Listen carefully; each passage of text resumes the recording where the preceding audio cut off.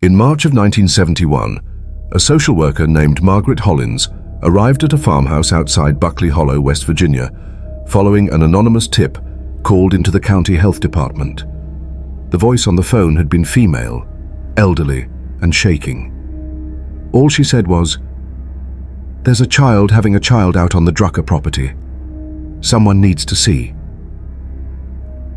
When Hollins pushed open the door, unlocked as it had been for decades, she found a girl lying on a stained mattress in the corner of what should have been a kitchen. The girl's name was Anna Drucker. She was 12 years old. Her belly was swollen into the 7th month of pregnancy. Beside her sat a boy no older than 14, holding her hand. His name was Elias Drucker. He was her brother. But that wasn't the worst part. When Margaret Hollins opened her notebook and began asking questions, the family didn't deny it. They didn't even flinch. The father, a man named Josiah Drucker, sat in a rocking chair by the wood stove and said, calm as Sunday morning, "It's always been this way. We keep it in the line." What Margaret uncovered that day would become one of the most disturbing case files in Appalachian social history. A family so intertwined, so genetically collapsed, that by the time the state intervened, there were no clear boundaries left between parent, sibling, or spouse. Before we go further, subscribe and comment what state you're watching from. Stories like this need to be remembered, not erased. The Drucker family had lived in Buckley Hollow since at least 1889, according to county land deeds filed in the Greenbrier courthouse. The original patriarch, Cornelius Drucker, purchased 73 acres of hillside timber and built a single-room cabin with no windows on the north wall. Why he built it that way, no one recorded.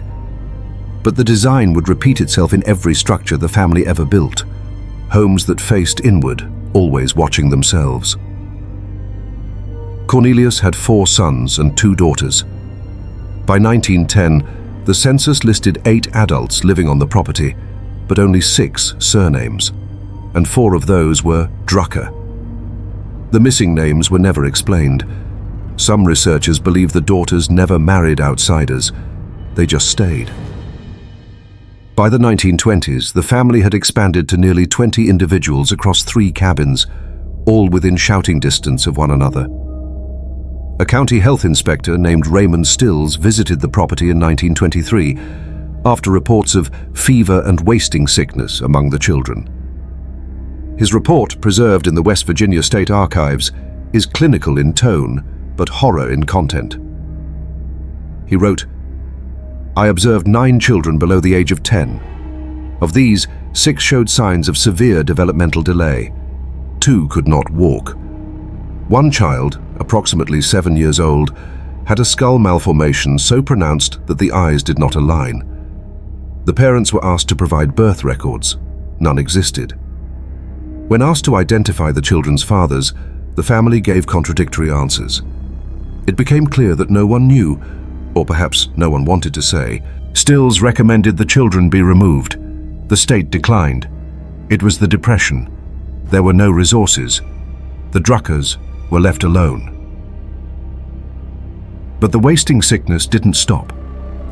In 1934, a local minister named Reverend Horace Gibbs was called to the property to perform last rites for a teenage girl. In his personal journal, donated to the County Historical Society in 1989, he described what he saw. The girl was no more than 15, but her body had the frailty of an old woman. Her legs were twisted inward and her speech was garbled, childlike. I asked her mother who the father of her 2 children was. She pointed to a man standing by the fire. I asked his relation. She said, her brother. I asked if this was known to the family. She said, of course. We don't take in strangers. I left without finishing the rites. I could not bear it. The girl's name was Ida Drucker. She died 3 days later. The coroner listed cause of death as failure to thrive. No autopsy was performed. She was buried on the property, as all the Druckers were, unmarked graves scattered in the woods, forgotten under leaf rot and time. The case might have stayed buried with Ida if not for a single set of photographs taken in 1958 by a state welfare inspector named Donald Haverford. He had been dispatched to the Drucker property after a truant officer reported that no Drucker child had attended school in over 20 years. Haverford brought a camera. It was against protocol, but he had a feeling he would need evidence. What he captured became some of the most unsettling images in the West Virginia Department of Health records. The photographs, now stored in a restricted archive, show a family frozen in postures of eerie normalcy. A woman, approximately 40 years old, holding an infant with a visibly distorted face, eyes too far apart, mouth slack and open. A group of 6 children sitting on a porch, all with the same shallow chin and wide-set ears. And in the corner of one photograph, barely visible, 2 teenagers sitting too close, their hands intertwined, their faces nearly identical.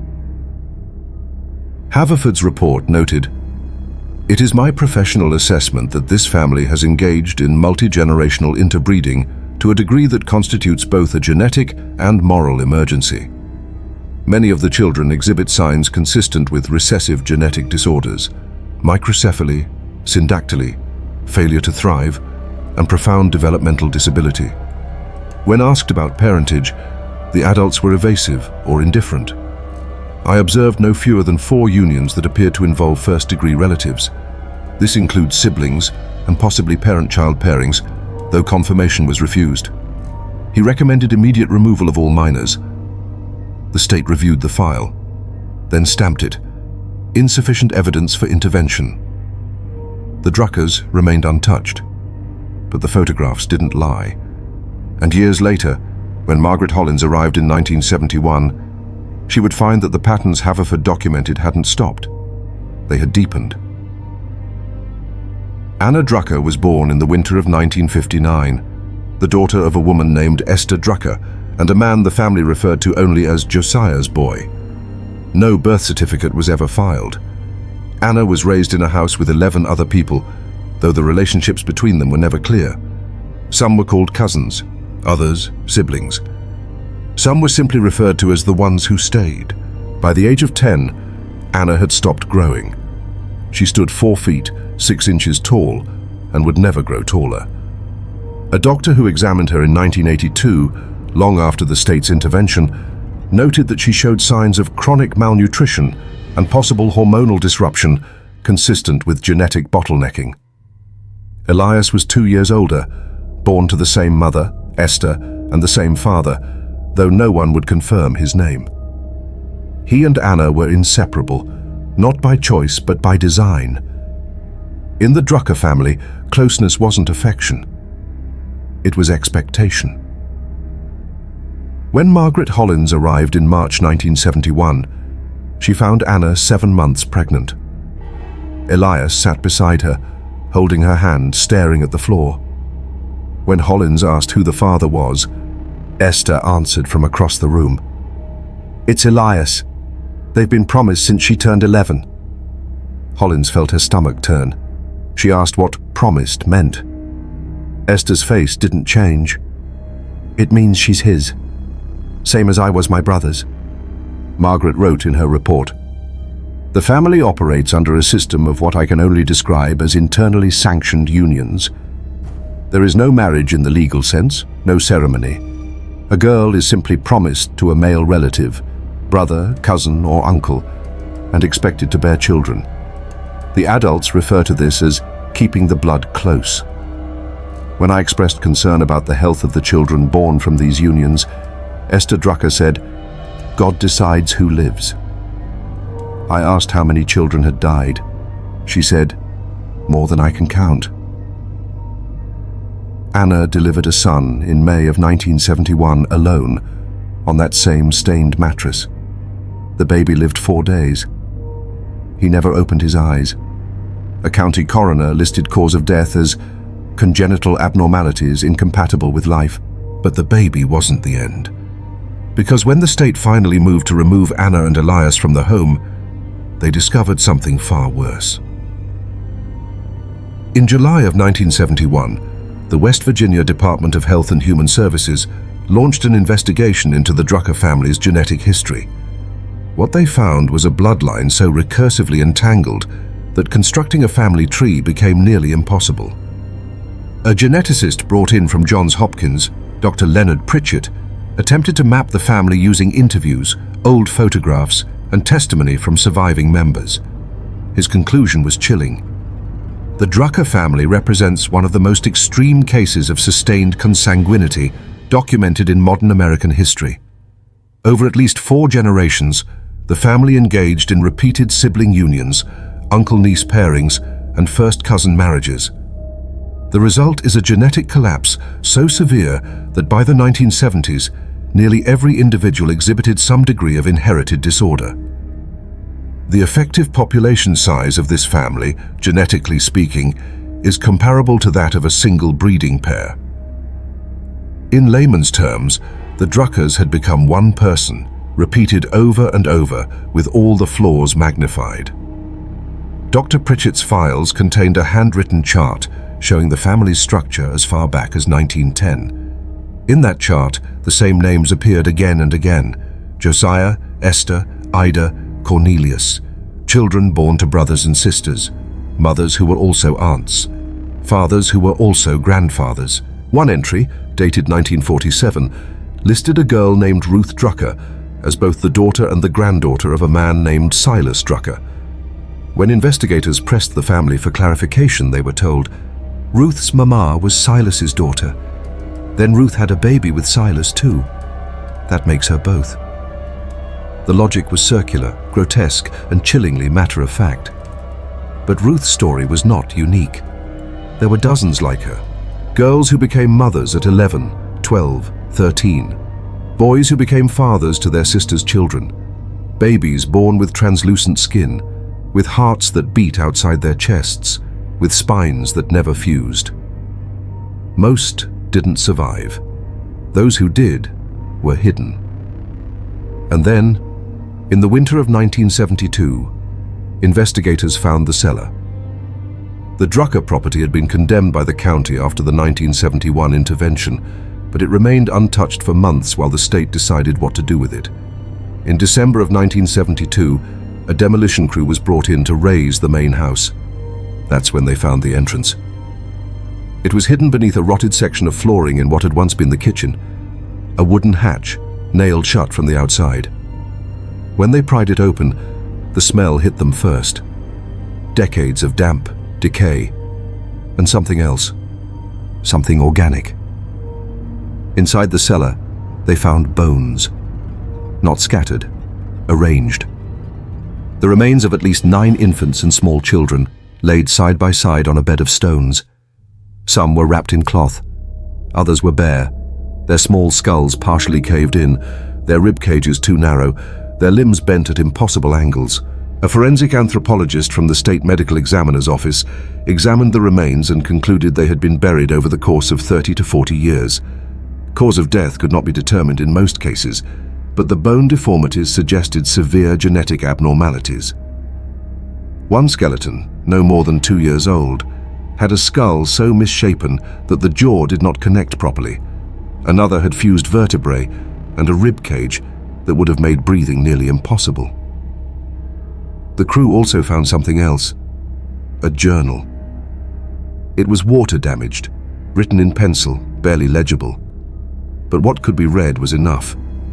The journal belonged to a woman named Opal Drucker, Esther's mother. Entries spanned from 1938 to 1954. In it, she recorded births, deaths, and unions with the detached efficiency of a farm ledger.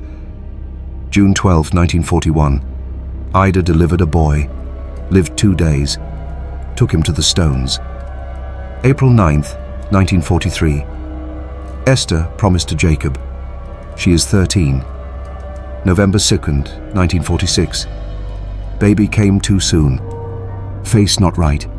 Did not cry. Buried under the oak. The journal contained over 60 entries like this. Births that never saw sunlight.